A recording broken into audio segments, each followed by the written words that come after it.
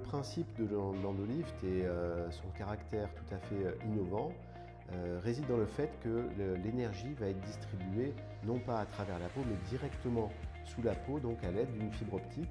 La première étape est bien entendu de définir la zone que l'on veut traiter.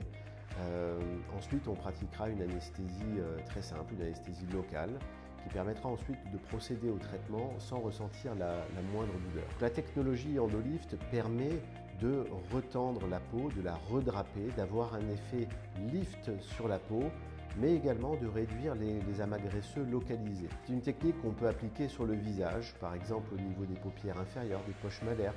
On peut travailler tout l'ovale du visage pour le redéfinir, le retendre, améliorer son contour.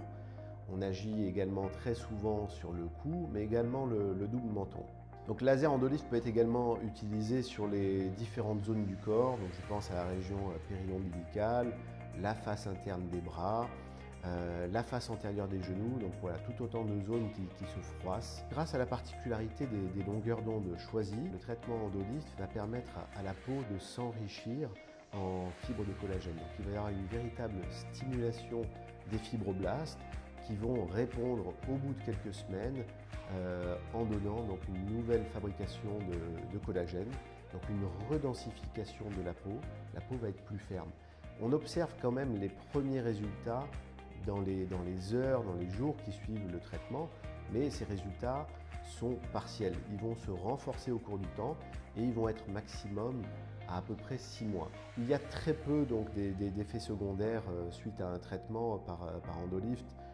Bien entendu, l'anesthésie peut provoquer une légère ecchymose et le fait de chauffer les tissus va forcément engendrer un léger œdème, mais qui va être très modéré d'une part et très limité dans le temps. Alors dans la grande majorité des cas, une seule séance va suffire puisque finalement le traitement va permettre à la peau de rajeunir.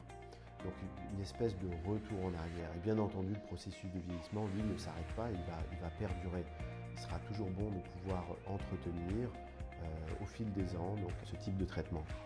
Dans certains cas, pour des raisons personnelles, les patientes préfèrent éviter les injections d'acide hyaluronique, soit parce qu'elles en ont peur, soit parce qu'elles ont un problème médical sous-jacent. L'Endolift, ici, va avoir toute son importance puisqu'on va pouvoir répondre à cette demande de remise en tension de la peau sans utiliser de produits de comblement, sans poser des fils tenseurs, sans avoir finalement de gestes invasifs.